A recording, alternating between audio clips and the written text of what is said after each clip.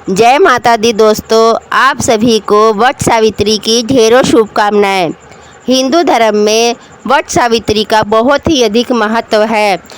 वट सावित्री का व्रत सुहागिन महिलाएं अपने पति की लंबी उम्र के लिए रखती है।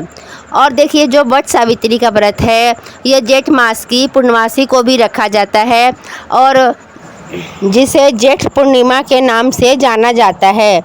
यह व्रत अखंड सौभाग्य, पति की लंबी उम्र और खुशहाली के लिए रखा जाता है। यह व्रत सुहागिन औरतें निर्जला रह करके व्रत रखती हैं। नमस्कार दोस्तों, मैं नीलम सिंह आप सभी का अपने चैनल में स्वागत करती हूं। तो दोस्तों, कैसे हैं आप सभी? आई होप कि आप सभी अच्छे होंगे, स्वस्थ होंगे और मस्त होंगे। तो दोस्तों देखिए, जे वट सावित्री का व्रत इस बार कब पड़ रहा है और इसके क्या नियम है और पूजा करने की क्या विधि है। जो भी महिलाएं पहली बार वट सावित्री का व्रत रखना चाहती है तो क्या वो रख सकती है या नहीं रख सकती है। तो आज के इस वीडियो में हम आपको वट सावित्री से जुड़ी हुई सभी जानकारी देंगे। पूजा करने का शुभ मुहूर्त क्या है, कब होगा और वट सावित्री का जो पूजा विधि है वो किस तरह से हमें करना चाहिए। तो आप लोग दोस्तों वीडियो को स्किप मत कीजिएगा, वीडियो को फुल वॉच कीजिएगा, पूरा वीडियो देखिएगा।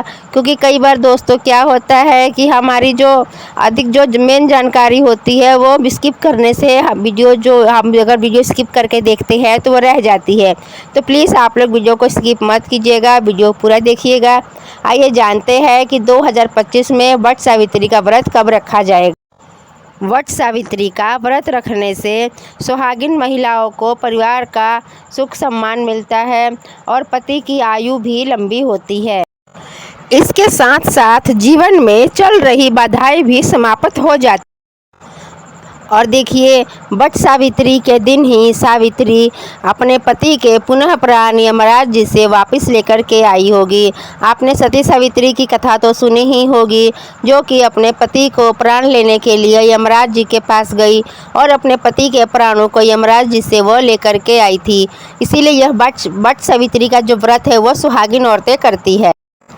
देखिए दोस्तों, वट सावित्री का जो व्रत है, आप इस व्रत को किन सामग्रियों की जरूरत पड़ेगी और आप इस व्रत को जैसे आप घर से बाहर नहीं निकलते हैं तो आप घर पर ही किसी गमले में बरगद का पेड़ लगा करके आप इनकी पूजा कर सकते हैं।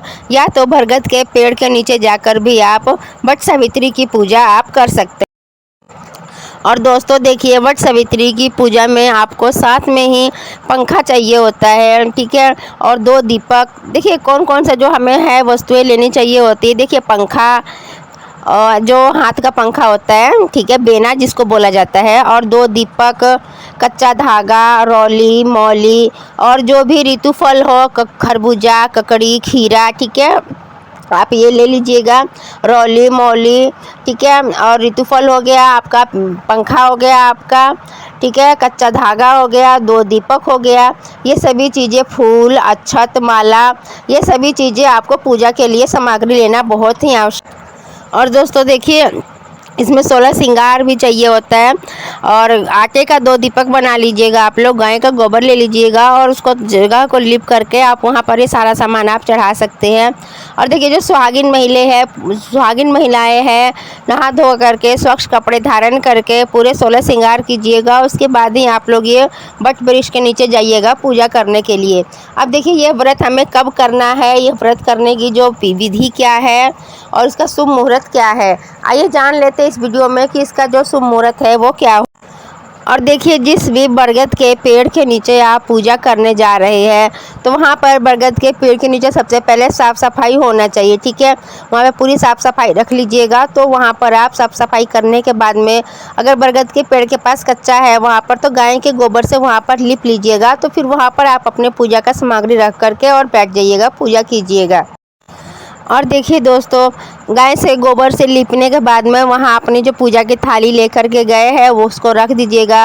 और देखिए, जो चावल का आटा लिए है जिसको आयपन बोला जाता है, आयपन हाथ में लेकर के 7 बार वृक्ष पर छापे मारिएगा। छापे मारने के बाद में वहाँ पर पुष्प, रौली, मौली और जो कलावा है वो अर्पित कीजिएगा, ठीक है। और उसके बाद में जल अर्पित कीजिएगा। और उसके बाद में जो आप ऋतुफल लेकर के गए हैं, जो भी ऋतुफल लेकर के आप गए हैं, खीरा, ककड़ी, खरबूजा, तरबूजा, जो भी ऋतुफल आपको बन पड़ता है, ऋतुफल आप ज़रूर लीजिएगा और वो ऋतुफल वहाँ पर वट वृक्ष के नीचे आप अर्पित कीजिएगा। इसके बाद जो आप कच्चा धागा ले करके गए हैं, वट वृक्ष में 101 बार उस धागे को लपेटते हुए परिक्रमा कीजिएगा। यदि आपका धागा बच जाता है तो उसको तोड़िएगा नहीं, ठीक है। उस धागा को उसी जगह पर वैसे ही रख दीजिएगा। उसके बाद जल अर्पित कीजिएगा। जल अर्पित करने के बाद में आप बरगद के पेड़ की आरती कीजिएगा, वहाँ पर वट वृक्ष महाराज की आरती कीजिएगा। आरती करने के बाद में आप पूजा पाठ करने के बाद में आप उनसे क्षमा याचना कीजिएगा कि जो भी हमसे पूजा पाठ करने में गलती हुई हो तो आप हमारी पूजा उसको क्षमा कर दीजिएगा, ठीक है। आप क्षमा याचना जरूर कीजिएगा। और देखिए दोस्तों, किसी भी व्रत हम करते हैं, कोई भी व्रत करते हैं तो पूजा पाठ करने के बाद में उसमें क्षमा याचना जरूर करना चाहिए कि हे भगवान, हमसे जो भी पूजा पाठ करते समय गलती हो गई है तो उसके लिए हम क्षमा मांगते हैं। हम अज्ञानी हैं तो पूजा की विधि हम नहीं जानते हैं, तो इसलिए हमें क्षमा कीजिएगा, क्षमा जरूर मांगिएगा, ठीक है। और इसके बाद आप अपने हाथ में भीगे हुए चने लेकर सावित्री की, वट वृक्ष महाराज की कथा सुनिएगा, सती सावित्री की कथा सुनिएगा, ठीक है। और कथा सुनने के बाद में आरती कीजिएगा और आरती करने के बाद में आप प्रसाद ग्रहण कीजिएगा, ठीक है। और देखिए दोस्तों, आप जो व्रत का जो पारण है वो किस तरह से कर सकते हैं। व्रत का पारण जो भीगे हुए चने हैं उससे, उसके बाद पूड़ी गुलगुले जो आपने बनाए हैं, या फिर आप जो भी ऋतुफल लेकर के। और देखिए दोस्तों, कथा सुनने के बाद में आपको दान दक्षिणा अवश्य देना चाहिए, ठीक है। आप दान अवश्य दीजिएगा गरीब। आइए जानते हैं कि साल 2025 में वट सावित्री अमावस्या तिथि कब शुरू है। 26 मई 2025 को 12:11 पर और अमावस्या तिथि की जो समाप्ति हो रही है 27 मई 2025 8:31 पर हमारी अमावस्या तिथि की समाप्ति हो जा रही है, ठीक है। और देखिए, अमावस्या तिथि के दिन अमावस्या तिथि भी है और इस दिन है सोमवार। 26 मई को दिन हमारा सोमवार हो रहा है और इस दिन सोमवार भी है और वट सावित्री का व्रत भी है अमावस्या के दिन ही। तो दोस्तों देखिए, इस दिन पहला जो शुभ मुहूर्त है 5:25 पे है और दूसरा शुभ मुहूर्त 7:09 पर है, ठीक है। इस मुहूर्त का आप ध्यान रखिएगा। दूसरा शुभ मुहूर्त जो है 8:52 से 10:35 तक दूसरा शुभ मुहूर्त है। और देखिए, अभिजित मुहूर्त है 11:11 से लेकर के 12:46 तक। ये जो मुहूर्त है, आप इस मुहूर्त का ध्यान रखिएगा दोस्तों। गोधूली मुहूर्त है 7:10 से 7:31 तक।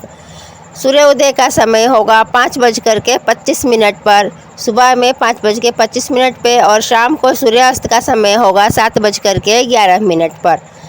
राहु काल का समय होगा 7:09 से 8:52 तक। देखिए दोस्तों, ये समय इसलिए बताया जाता है ताकि आप लोग समय से अपना काम पूरा कर सके, समय से पूजा पाठ कर सके, ठीक है। क्योंकि समय से किया हुआ हर कार्य हमें सफलता प्राप्त करती है। सुहागिन महिलाएं का सुहाग हमेशा बना रहता है। क्योंकि देखिए, हम कभी भी कोई भी पूजा नहीं कर सकते। कोई भी पूजा करने का एक टाइम होता है, एक शुभ मुहूर्त होता है और शुभ मुहूर्त और सही टाइम पर किया गया कार्य हमारा अवश्य ही सफल होता है। तो दोस्तों, आज ये था हमारा आज का वीडियो। और आपको हमारा ये वीडियो कैसा लगा? वीडियो अच्छी लगी हो तो प्लीज़ गाइस वीडियो को लाइक कीजिएगा, चैनल को सब्सक्राइब कीजिएगा और ज़्यादा से ज़्यादा वीडियो को शेयर भी कीजिएगा। तो दोस्तों, वट सावित्री पूजा का जो कथा है इसका हम आपको कथा भी बता देंगे इस अगले वीडियो में। और व्रत का पारण जो है 27 मई को है, 5:25 के बाद होगा व्रत का पारण। और पूर्णिमा व्रत जो है वह 10 जून 2025 दिन मंगलवार को पूर्णिमा का व्रत रखा जाएगा। वीडियो पर जय माता दी कमेंट अवश्य करिएगा दोस्तों। अगर वीडियो अच्छी लगी हो तो कमेंट बॉक्स में जय माता दी जरूर लिखिएगा। वीडियो को ज़्यादा से ज़्यादा लाइक, शेयर और सब्सक्राइब कीजिएगा। फिर मिलते हैं एक नई वीडियो के साथ में, जिसमें हम आपको वट सावित्री की कथा